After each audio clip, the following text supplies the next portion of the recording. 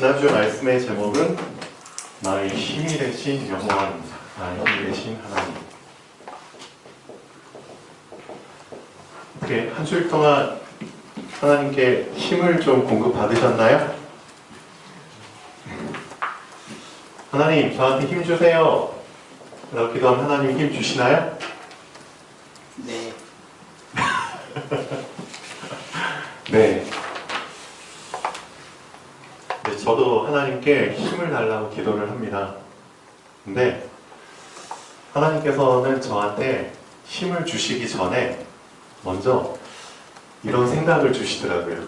저한테만 주신 건지 모르겠는데 그냥 힘 주시는 건 하나님이 좀 원치 않으시는 것 같아요. 내가 너한테 힘을 주고 싶다. 힘을 주고 싶은데 그 힘을 너가 받기 위해서 먼저 준비할 게 있다. 너가 뭘 준비해야 되는지 그거를 알려주시더라고요. 저만 그런가요? 아니겠죠? 하나님께서 우리한테 정말 마음껏 은혜와 축복을 쏟아 부어주시길 원하십니다. 우리 아버지가 되시잖아요. 근데 진짜 중요한 거는 이 쏟아 부어주시는 걸 우리가 받을 그릇이 있어야 되잖아요. 그릇을 준비해라. 그 얘기 참 많이 듣죠. 그런데 요한복음 3장에 보면은 지지난주에 잠깐 말씀드렸지만 또 이런 관점으로도 볼 수 있습니다. 그릇에 아무것도 없을 때 하나님께서 채워주실 수도 있어요. 근데 요한복음 3장에는 어떤 내용이 나오냐면 2장인가요? 요한복음 2장인가요? 그 신혼, 결혼식 장면이 나오잖아요. 자, 결혼식 끝나고 나서 이제 뒤풀이를 합니다. 그러면 이제 하객들한테 포도주를 나눠주잖아요. 포도주가 다 떨어졌대요. 포도주가 다 떨어졌다. 그러니까 예수님께서 그 하인들한테 자, 항아리에다가 물을 가득 채워라. 물을 가득 채워라. 이렇게 말씀을 하시죠. 그리고 나서 그 물을 떠서 하객들한테 갖다 줘라. 말씀을 하시죠. 근데 하인들이 시키는 대로 했어요. 처음에는 다 퀘스천 마크를 붙이죠. 왜 하객들한테 물을 갖다 주라고 하지? 하객들한테 지금 필요한 건 포도주인데 말이야. 그렇지만 시키니까 어쩔 수 없이 갖다 주죠. 근데 하객들은 그 물을 다 맛을 보는데 하나같이 야, 이렇게 맛있는 포도주를 왜 지금까지 숨겨놨느냐? 라고 말을 하죠. 여기에서 우리가 또 발견할 수 있는 건 뭐죠? 분명히 항아리에는 아무것도 없었어요. 그런데 예수님께서는 물을 채우라고 하십니다. 물을. 근데 그 물을 몇 번이나 채워야 되는지는 잘 나오진 않아요. 근데 한 수십 번 왔다 갔다 하면서 물을 채워 넣겠죠. 하인들이. 그렇죠? 예수님은 그때 주인이 된 겁니다. 그 하인들한테는. 명령을 내릴 수 있는. 하나님께서 우리한테 은혜, 축복을 주시길 원하세요. 근데 이 그릇 안에 아무것도 없는 상태에서 하나님께서 쏟아 부어주시길 원하시는 게 아니라 나름대로 우리가 이 안에 뭔가를 채워 넣기를 원하시는 겁니다. 우리가 할 수 있는, 그렇죠? 우리의 행함으로. 우리가 이 안에 넣을 수 있는 것으로. 그렇죠? 예를 들면 물을 집어넣었다고 해요. 근데 그 물을 포도주로 바꾸실 수 있는 분은 하나님이시죠. 그렇죠? 우리는 포도주를 원해요. 근데 우리한테 포도주가 없어요. 대신에 물은 있습니다. 그럼 물은 채워 넣어요. 그럼 하나님께서 그것을 보시고 자, 물을 포도주로 바꿔주시죠. 이 안에는 엄청난 의미가 들어있습니다. 다 마음은 있어요. 심, 있을 유, 마음, 심. 마음은 원해요. 근데 뭐가 없느냐? 행함이 없는 겁니다. 저보다 더 한 분 잘 아시는 분들 계시잖아요. 마음은 있는데 행함이 없어요. 그걸 보고 뭐라고 말하느냐? 탐심이라고 얘기합니다. 탐심. 이 탐심 안에는 채용 집사님이 요즘 힘들어하는 식탐이라는 것도 들어있겠죠. 건강하길 원해요, 사람들. 근데 마음은 있어요. 건강하고 싶은 마음 다 있잖아요. 근데 건강해지기 위해서 내가 물을 채워 넣어야 되는데 일종의 채워 넣지 않고 질 행함이 없고 그냥 원해요. 그걸 탐심이라고 합니다. 부자가 되고 싶어 해요. 다 돈 많이 벌고 싶어 하죠. 마음은 있어요. 근데 돈을 벌기 위해서 내가 해야 되잖아요. 그걸 안 해요. 탐심이라고 합니다. 똑똑해지고 싶어요. 마음은 있어요. 근데 똑똑해지기 위해서 공부를 안 해요. 탐심이라고 합니다. 요즘 많은 학생들이 다 이 탐심에 묶여있죠. 요행을 말해요. 분명히 똑같은 24시간이 주어졌는데 그 시간 동안에 자기가 물을 채워 넣을 그걸 하지도 않고 포도주로 바뀌기를 원한다는 거죠. 좋은 학교에 들어가고 싶어 해요. 그렇죠? 다음 달 이제 수능 시작됩니다. 11월 중순에. 근데 다 마음속에 나 이런 대학교 가고 싶어. 이런 과 가고 싶어. 다 원하죠? 마음은 있어요. 근데 지금까지 채워 넣질 않았어. 뭐죠? 탐심입니다. 살을 빼고 싶어. 그럼 빼기 위해서 뭐 해야 되죠? 뭔가 해야 되잖아요.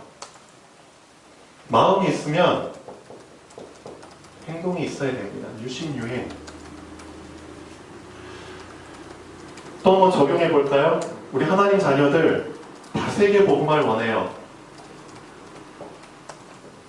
마음은 있어. 근데 실제 세계 복음을 위해서 세계 복음을 하기 위해서는 현장에 들어가야 되고요. 그렇죠? 현장에 나의 기도가 담겨야 되고 나의 돈이 담겨야 되고 예를 들면 나의 시간이 담겨야 되고 나의 헌신이 담겨야 되고 희생이 담겨야 되는데 이렇게 전혀 없어. 마음이 있는데 뭔가 들어가는 게 없어. 그러면은 내가 바라는 세계 복음화도 어떻게 보면 탐심입니다. 그렇죠? 정말 내가 세계 복음화를 원한다면 그걸 위해 하나님께서 나에게 주시는 생각이 있거든요. 그렇죠? 그럼 그 생각을 붙잡고 우리는 작은 뭘 할 수 있느냐? 시작을 할 수 있습니다. 근데 이 시작도 문제죠. 대부분의 사람들은 되게 거창하게 시작을 해요. 아주 그럴듯하게 뭔가 큰 열매가 맺힐 것 같은 그런 거창한 계획을 세우고 시작을 해요. 되나요? 안 되나요? 거의 100%안 됩니다. 그렇죠? 되지도 않을 시작을 하는 거죠. 그래서 저 사람이 정말 시작을 하는 걸 보면은 될지 안 될지가 보입니다. 정말 할 사람은 어떻게 시작하느냐? 작게 시작합니다.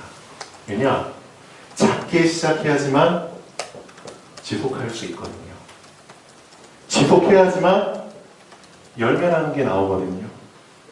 근데 아예 안 될 사람은 시작부터가 다르죠. 그렇죠? 되지도 않을 시작을 그냥 하게 되는 겁니다. 자, 우리는 어떻습니까? 하나님께서 우리에게 힘을 주시길 원하시는데 그냥 힘 주세요라고 바란다고 되어지는 게 아닙니다, 사실. 그렇죠? 저도 제 몸 상태를 알기 때문에 정말 하나님 저 건강하고 싶어요. 하나님 저 진짜 건강하고 싶어요. 요즘 되게 이런 생각 많이 합니다. 하나님 저 건강 주세요. 라고 하는데 하나님이 그럼 갑자기 다음날 일어나서 건강해. 그럼 축복을 주신 그게 아니잖아요. 저한테 어떤 생각을 주시냐면 영준아 조금 일찍 일어나라. 조금 일찍. 그리고 나서 한 30분 정도라도 너의 건강을 위해서 뭘 해라? 유행. 행동으로 그렇죠. 이 안에 채워넣어라.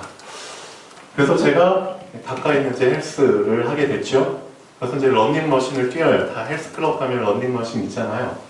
근데 거창하게 계획 안 세웁니다. 우선은 제가 감당할 수 있을 만큼 처음에 한 15분 정도 런닝머신을 뛰자. 그렇죠? 이걸 하다 보니까 점점 시간이 늘더라고요. 15분 정도 이제 끝났어요. 그러니까 다음날 이제 15분은 하게 되니까 조금 욕심이 생겨요. 아, 몇 분 더 할 수 있을 것 같아. 그렇게 해서 오늘은 한 18분 하자. 그 다음 20분 하게 되고요. 25분 하게 되고 30분 하게 되고 오늘은 몇 분 했냐면은 33분을 하게 되더라고요.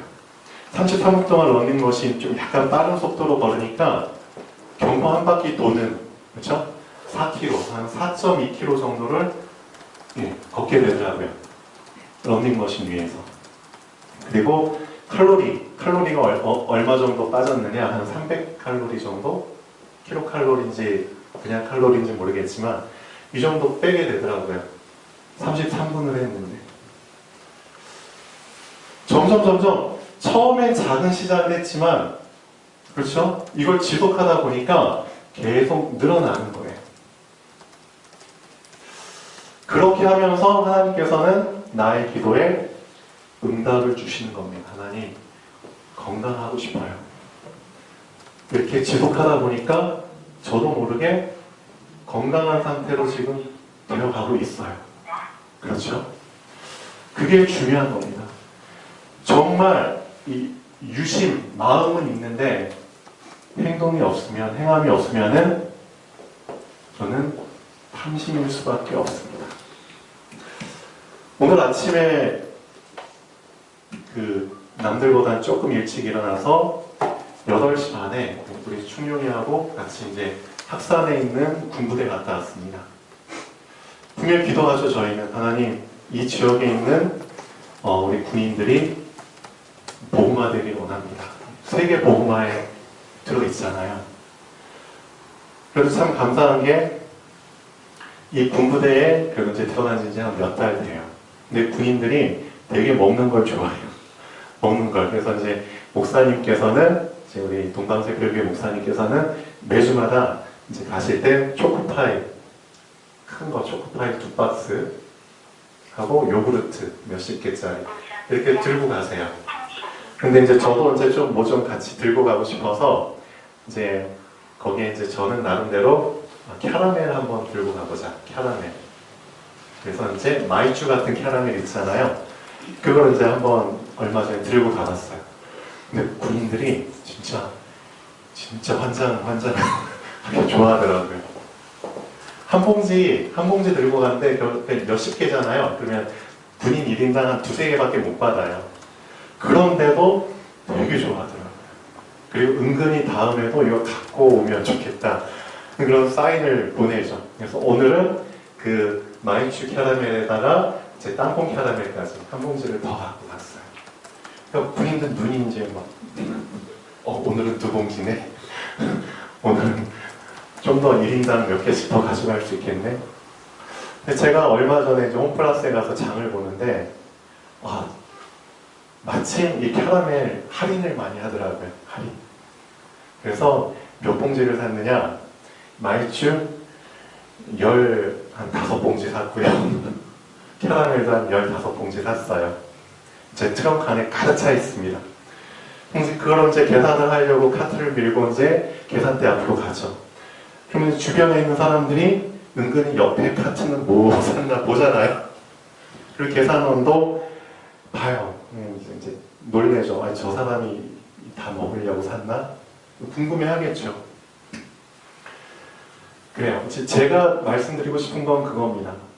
제가 버는 돈, 그렇죠?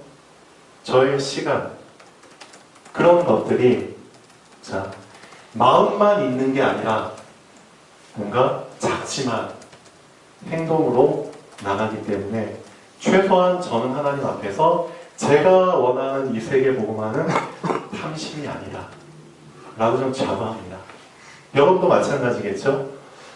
나에게 돈은 없어요. 상관없습니다. 돈은 없지만 내가 하나님께 이 지역 복음화를 위해서, 이 지역에 있는 영혼 구원을 위해서 뭔가 나의 시간이라도 나의 행동이라도 조금이라도 거기에 드릴 수 있으면 행동으로 그건 절대 탐심이 아니라는 거죠.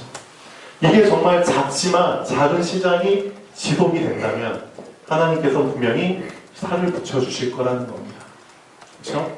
분명히 그게 나중에 세계 복음화로 결실을 맺게 된다는 겁니다. 그래서 여러분이 이번 한 주일 동안 좀 생각을 해보셔야 될 게, 나는 정말 하나님께 마음은 있는데 무행이냐 유행이냐, 이 부분 한번 점검을 해보시면 좋을 것 같아요. 이게 과연 정말 탐심이냐 아니냐. 그래서 하나님께서 정말 우리에게 힘을 주시기를 원하시는데, 정말 주시기 위해서 내가 뭔가 준비해야 될 것, 작은 시작을 하고 지속을 해야 될 게, 이게 과연 지금 되어지고 있느냐 아니면 전혀 안 된 상태로 있느냐, 그 부분을 좀 점검했으면 좋겠습니다. 자, 본론 한번 보시죠. 예수께서 제자를 삼고 세례를 베푸시는 것이 세례 요한보다 많다는 말을 바리새인들이 들은 줄을 주께서 아신지라. 자, 이제 예수님께서 어디로 가시냐면은 남쪽에 있는 유대 지방에서, 자, 이스라엘 지도를 이렇게 보면은 이렇게 우리나라처럼 남쪽, 북쪽 이렇게 나눠져 있습니다. 남쪽을 유대라고 하고 북쪽은 지방을 사마리아 지방이라고 하는데, 저 위쪽에 이제 갈릴리 지방이 있어요. 갈릴리. 예수님이 자란 고향이죠. 어떻게 보면은. 자, 유대를 떠나서 다시 갈릴리로 가실 때, 갈릴리 북쪽으로 가야 되는데 어디를 통과해야 되냐면요, 사마리아라는 지역을 통과해야 됩니다. 사마리아를 통과하면 일직선으로 빠르게 갈 수 있는데, 자, 그런데 그 당시에 남쪽에 있는 유대인들은 이 사마리아 사람들하고 상종을 안 했죠. 상종을 안 했다고 나옵니다. 그래서 사마리아 땅 자체 밟는 거를 되게 모욕적으로 여기고요, 싫어했어요. 그래서 시간이 좀 걸리더라고 삥 돌아서 갔죠. 삥 돌아서 지름길을 빼고 삥 돌아서 북쪽으로 갔습니다. 근데 예수님께서는 어떻게 하셨냐? 돌아가신 게 아니라 사마리아 지방으로 통과해서 가시죠. 자, 오늘 그런 내용이 나오는데요. 그게 왜 중요하느냐?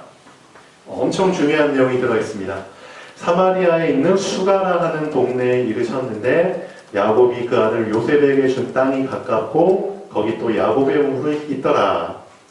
근데 예수님께서도 육신을 입으셨기 때문에 계속 걸으시면은 피곤하시죠. 근데 마침 그 마을에 우물이 있어요. 그래서 우물 곁에 앉으시니 때가 6시쯤 되었더라. 예수님이 우물 곁에 앉은 이유가 있죠. 예수님도 육신을 입으셨기 때문에, 첫째, 피곤하다. 둘째, 뭘 마시고 싶다? 물을 마시고 싶다. 자, 예수님이 물을 원하세요. 자, 예수님의 관심은 물입니다. 근데 여기에 또 똑같은 관심을 가진 사람이 오죠. 사마리아 여인 한 명이 우물가에 옵니다. 뭘 원해서? 물을 원해서. 자, 여기서 우리가 중요하게 발견할 게 있습니다. 예수님, 저를 만나주세요. 예수님 만나고 싶어요. 저한테 응답해주세요. 라고 이제 기도하는 사람들 많잖아요. 예수님, 저 만나고 싶어요. 어떻게 하면 만날 수 있죠? 서로의 관심사가 같아야지 만납니다. 그렇죠? 물고기를 잡고 싶어. 물고기 없는 데다가 아무리 낚시를 해봐도 물고기는 안 잡힙니다. 그래서 많은 크리스찬들이, 자, 예수님을 만나고 싶어 하지만 왜 못 만나느냐? 관심이 같지가 않으니까. 예수님을 만날 수 있는 진짜 쉬운 방법이 있습니다. 그건 바로 예수님의 관심이 나의 관심이 되면 됩니다. 그렇죠? 예수님 물 마시길 원해요. 내 여인도 물을 원해요. 그럼 거기 가니까 만나는 겁니다. 예수님의 관심이 뭐죠? 우리 일생 그냥 잘 되고 편하게 살고 편하게 죽고, 예수님은 그걸 원하시나요? 그게 아니죠. 예수님께서 우리에게 원하시는 거는, 자, 이겁니다. 요한복음 10장에 보면은 내가 온 것은, 예수님이 온 목적을 얘기하고 있어요. 내가 온 것은 양으로 생명을 얻게 하고, 생명을 얻게 하는 게 예수님의 목적 관심이에요. 그리고 그 생명 얻은 양이 더 풍성하게 생명을 누리는 것, 그걸 위해서 오셨다고 말씀하십니다. 내가 온 것은 양으로 생명을 얻게 하고 더 풍성히 얻게 하려 함이라. 즉 예수님이 온 목적은 영혼 구원과 그 영혼이 계속 성장하는 걸 원하시죠. 복음과 전도, 이 두 가지가 사실은 예수님의 관심입니다. 여기에 나의 관심이 있으면 나는 예수님을 날마다 만날 수밖에 없겠죠. 그렇죠? 오늘 참 중요한 내용입니다. 그런데 자, 이 여인을 만나서 예수님께서 말씀하시죠. 예수께서 물을 좀 달라 하시니, 물을 좀 달라 하시니 이는 제자들이 먹을 것을 사러 그 동네에 들어갔습니다. 근데 사마리아 여자가 이르되, 자, 여자가 이런 말을 하죠. 당신은 유대인으로서 어찌하여 사마리아 여자인 나에게 물을 달라 하나이까. 사마리아 여자가 먼저 이걸 언급합니다. 아마 거기에 사마리아 여자가 아니라 사마리아 남자가 또는 사마리아 청년이 아니면 사마리아의 그 어린이가 와서 예수님을 만나서 예수님한테 그 말을 들었다 할지라도 아마 다 똑같이 얘기했을 거예요. 당신은 누구로서? 유대인인데 왜 사마리아 사람인 나에게 말을 겁니까? 그런 얘기죠. 물을 달라 안 달라가 중요한 게 아니고요. 그렇죠? 진짜 중요한 조건. 왜 당신은 유대인인데 사마리아 사람인 나에게 말을 걸었습니까? 그게 포인트잖아요. 예수님이 그 여자뿐만 아니라 남자를 만났더라도 그 남자 입에서 똑같은 말이 나왔을 거예요. 당신은 유대인인데 왜 사마리아 남자인 나에게 말을 거셨습니까? 자, 중요한 이유가 나오죠. 거기에 이는 유대인이 사마리아인과 상종하지 아니함이라.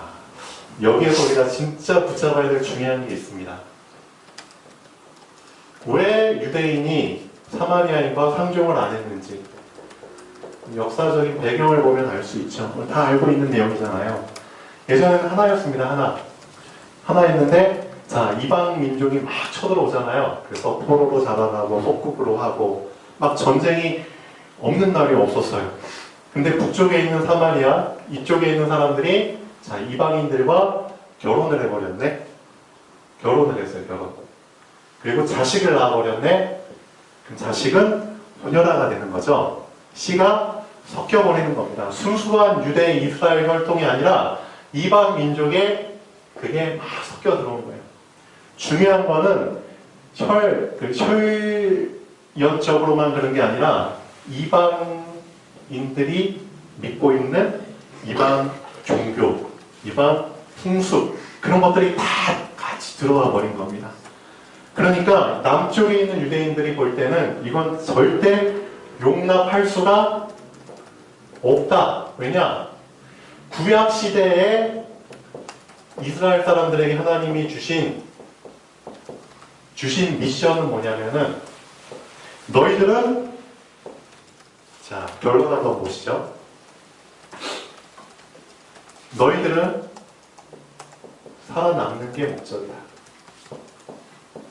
너희 이스라엘 민족은 절대 섞이지 말고 순수한 혈통을 유지하면서 살아남아라. 너희들한테 준 말씀, 율법을 절대 변질시키지 말고 지켜야 한다. 순수하게.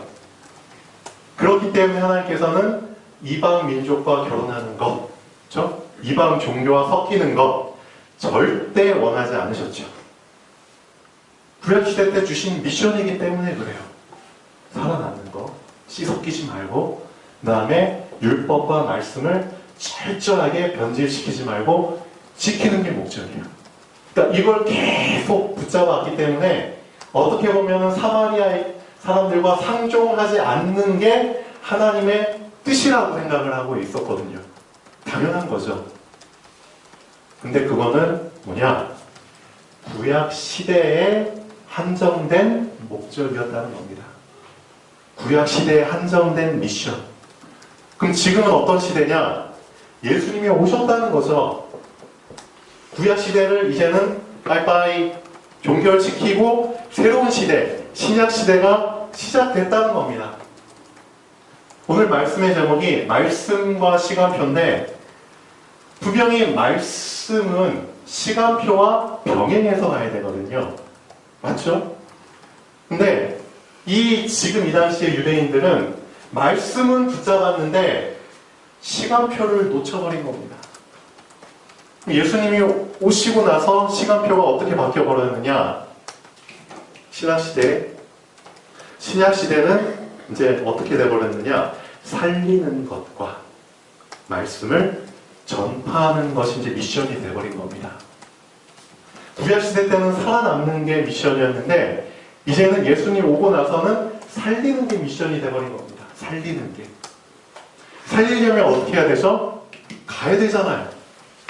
그냥 폐쇄적으로 그냥 자기 공동체 유지하고 막 남들과 교제 안 하고 그건 구약 시대고 이제는 신약 시대가 되어버렸기 때문에 너희들 사마리아로 가라. 또 다른 곳으로 가라. 그냥 미션 자체가 이제 달라진 거예요. 시간표가. 살아남는 게 아니라 이제는 살리는 것. 그 다음에 말씀을 지키는 게 목적이 아니라 말씀을 전파하는 게 이제 목적이 돼버린 겁니다. 근데 참 신앙생활하는 사람들 중에 좀 고지식한 분들이 참 많아요. 좀 고집스러운 분들이 많아요. 말씀을 막 지키려고 하는데 자기 딴에는 그게 옳은 건 줄 알고 있었는데 전혀 이 시대의 흐름, 시간표의 흐름을 말씀이 어떻게 흘러가는지 흐름을 못 보면은 결국은 자기는 잘 신앙생활하고 붙잡고 있다고 생각하는데 결국 그게 흐름을 막아버리죠. 전도를 막아버리죠. 그래서 요즘 많은 교회들도 사실상 이런 우물한 개구리식으로 그런 교회들이 많이 늘어나고 있습니다. 근데 분명히 하나님께서는 지금 뭘 선포하셨느냐? 세계 복음화 237개 나라. 이 나라 살려야 된다. 그러면은 가야 된다. 그렇죠? 그 다음에 오게 해야 된다. 연합하게 해야 된다. 그게 지금 말씀이 흘러가는 시간표이죠. 네. 자, 본문 한번 보시죠. 예수님께서 대답하여 이르시되 네가 만일 하나님의 선물과 또 내게 물 좀 달라 하는 이가 누구인 줄 알았더라면 네가 그에게 구하였을 것이요 그가 생수를 너에게 주었으리라. 자, 근데 여기서 또 중요한 게 나오죠. 그가 너에게 생수를 주었을 것이다 라고 예수님은 사마리아 여자한테 얘기를 합니다. 근데 그 여자는 생수를 어떤 의미로 받아들였을까요? 그냥 시원한 물로 받아들였겠죠. 근데 예수님은 어떤 의미로 얘기했을까요? 그냥 시원한 목을 축일 수 있는 그런 수준이 아니라 어떤 의미가 포함된 물이죠? 네, 생명, 영적인 의미가 포함된 물을 말씀하십니다. 그래서 진짜 우리 신앙인한테 중요한 게 그거예요. 육의 사람이 있고요. 영의 사람이 있습니다. 성경에도 분명히 얘기하잖아요. 우리가 구원받았지만 육의 사람은 절대 영적인 해석을 할 수가 없습니다. 영안이 안 열렸기 때문에 그냥 생수하면은 물인가 보다. 떡하면은 그냥 떡인가 보다. 포도하면은 그냥 포도인가 보다. 근데 예수님께서는 여기 보시면은 참 여러 가지 사물을 가지고 본인에 대해서 표현을 많이 하셨잖아요. 나는 떡이다. 근데 어떤 떡? 육의 사람은 절대 그 안에서 영적인 의미를 붙잡을 수가 없는 겁니다. 그렇죠? 그래서 이게 참 중요한 것 같아요. 신앙인한테는 항상 영적인, 그렇죠? 영적인 해석을 할 수 있는 그런 연습을 좀 꾸준히 하시면 좋을 것 같아요. 꾸준히. 영의 사람은 모든 것을, 모든 사물을 볼 때 다 영적인 의미를 부여해서 해석을 할 수 있습니다. 그러면 사실상 이미 영적인 눈이 열렸다는 것 자체가 사실상 어떤 의미가 들어있냐면 이미 응답이 와 있는 겁니다. 영안이 열렸다는 것은 이미 응답을 본다는 의미거든요. 근데 영안이 열리지 않으면은 내 눈앞에 바로 와 있는 응답들이 전혀 보이지가 않죠. 그럼 육의 사람은 결국은 무응답의 삶을 살게 되는 거고요. 무응답. 육의 사람은. 영의 사람은 응답의 삶을 살게 되는 겁니다. 하나님 응답 주세요, 안 주세요. 그런 차원이 아니고요. 이미 눈이 열려버리면 영적으로 다 해석해버릴 수 있기 때문에 모든 게 다 영적으로 응답으로 와버리는 겁니다. 하나님은 사실상 자녀들한테 응답 주세요 한다 응답을 주시고 줬다 안 줬다 그러시는 분이 아니죠. 이미 이 세상 창조하실 때 모든 응답을 이 세상 안에 사실은 다 집어넣어 주셨거든요. 이미. 근데 그걸 우리가 보지 못할 뿐이죠. 왜냐? 육의 사람이니까. 로마서에 보면 이런 말이 나옵니다. 사도 바울이. 너희가 분명히 성령께서 너희 안에 계시는데, 그렇죠? 육에게 이끌려서, 그렇죠?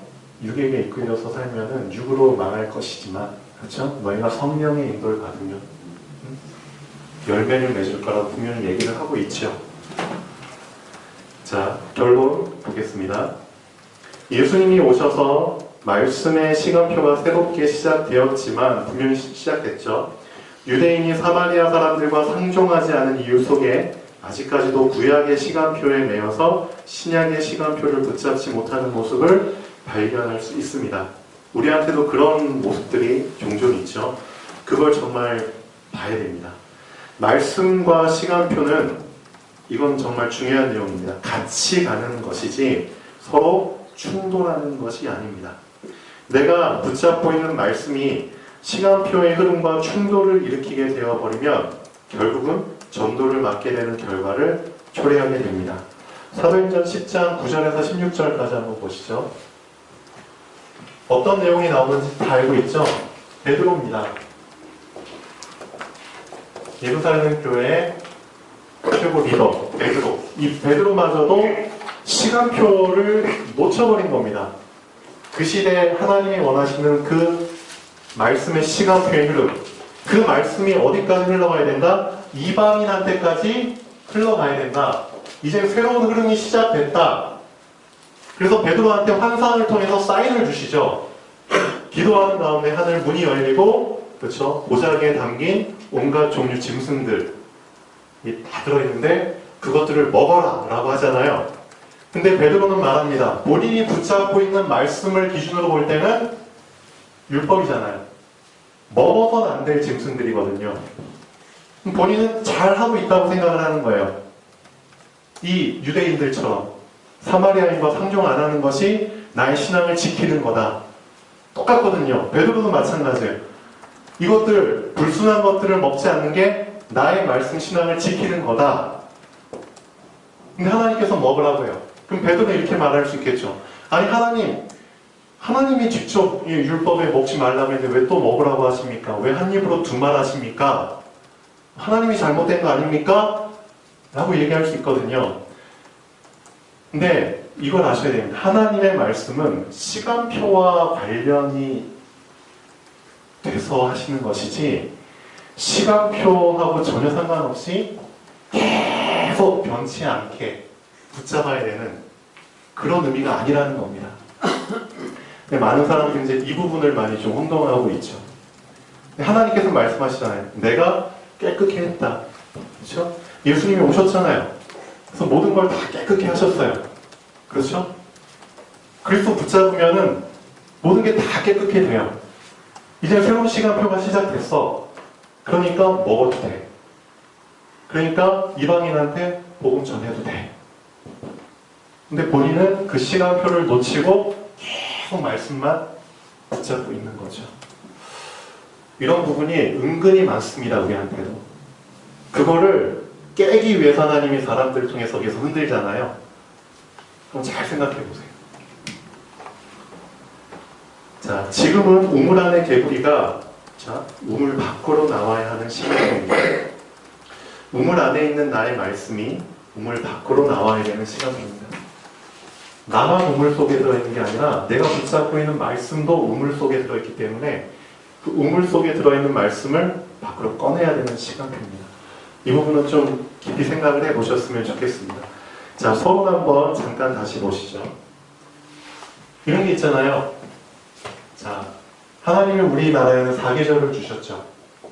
특히 여름도 있고 이제 곧 겨울이 다가오죠. 여름에는 어떤 건가요? 여름은 모든 것들이 다 밖으로 뻗어나가는 시간표입니다. 맞죠? 뻗어나가야 돼요. 근데 여름에 만약에 잘 때 막 덥잖아요. 더운데 막 껴안고 자고 막 그러면은 답답하죠. 죽을 맛이죠. 예를 들면 더우면은 그냥 다 뻗고 시원하게 자야 돼요. 근데 겨울은 어떻죠? 겨울은 춥잖아요. 그러니까 꼭 껴안고 자면은 체온 유지도 되고 그렇죠? 더 좋죠. 근데 여름에 규칙을 겨울까지도 막 고집스럽게 적용을 한다고 치면 어떻게 되죠? 여름에 막 뻗어 나가니까 겨울에도 뻗어야 된다. 그러면은 진짜 추위를 못 견디겠죠. 그렇죠? 여름은 여름의 시간표가 있는 거고요. 겨울은 겨울의 시간표가 있는 겁니다. 근데 지금 이 유대인들이 이 시간표를 붙잡지 못하고 계속 여름의 시간표를 겨울까지, 겨울의 시간표를 여름까지 계속 고수하는 거죠. 이런 답답한 구약시대, 아까 분명히 말씀드렸죠. 말씀을 지켜야 되고 살아남아야 되는 시간표. 신약시대, 말씀을 전해야 되고 살려야 되는 시간표. 그 다음에 어떤 시간표가 기다리죠? 예수님이 재림하시는 시간표가 오죠. 그럼 재림하시는 시간표는 봄, 여름, 가을, 겨울로 따지면 어떤 시간표인가요? 가을. 이제는 추수해서 열매를 맺는 시간표잖아요. 그리고 나서 재림하시고 나서 우리한테는 그 과정을 믿음을 잘 지킨 사람들한테는 1000년 동안에 다스릴 수 있는 권한이 주어집니다. 천년 왕국에 대한 얘기가 요한계시록에 나오잖아요. 그리고 나서 천국을 가겠죠. 예를 들면. 근데 만약에 이 시간표를 계속 무시해버린다. 아하, 신약시대의 시간표. 너희는 항상 깨어서 기도해라. 쉬지 말고 기도해라. 그리고 나서 때를 얻든지 못 얻든지 항상 힘써서 전도해라. 그 신약시대의 시간표에는 딱 맞아요. 근데 예수님 재림 오셨어. 그리고 모든 게 다 판가름 났어요. 그리고 나서 천국 갔어요. 근데 천국 간 사람이 신약시대의 시간표를 딱 말씀을 붙잡고 천국에서도 난 복음을 전해야 돼. 때를 얻든지 못 얻든지 힘써서 복음 전하라고 분명히 성경이 나왔잖아. 이게 말이 안 된다는 거죠. 천국에서 복음 전할 필요가 없잖아요. 쉽게 말하면. 하나님께서는 이 사람 보면 어떻게 생각하실까? 아무리 내 자녀지만 진짜 답답하다. 진짜 완고집이다. 진짜 또라이는 그런 말은 안 하시겠지만 그렇게 좀 고지식하게 우물한 식으로 신앙생활하는 사람들이 참 많다는 겁니다. 그래서 여러분들만큼은 말씀 붙잡고 있지만 말씀이 항상 시간표와 병행해야 된다. 시간표와 충돌하면은 오히려 전도를 막을 수 있다. 그 부분을 좀 잘 염두에 두시면 좋겠습니다. 자, 기도하겠습니다. 살아계신 하나님 아버지